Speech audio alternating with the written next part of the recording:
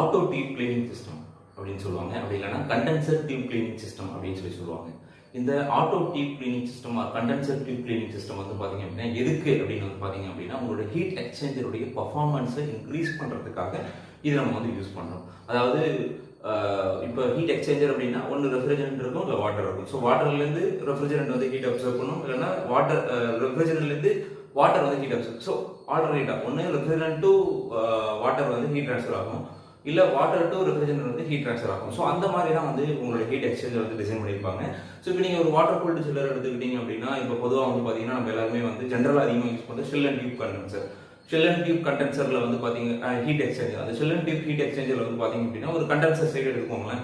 அந்த கண்டென்சர் சைடில் தான் நம்ம வந்து auto tube cleaning system use பண்ணோம். ஏன்னா அது ஓப்பன் சர்க்யூட், நிறைய பார்ட்டிகல்ஸ் வந்து உள்ள செட்டில் ஆகிறதுக்கான சான்சஸ் இருக்கு. வாட்டர் குவாலிட்டி பொறுத்தும் வந்து ஸ்கேலிங் பண்ணுறதுக்கான சான்சஸ் வந்து ரொம்ப அதிகமாக இருக்கு ஓப்பன் சர்க்யூட் அப்படின்றதால. ஸோ அந்த இடத்துல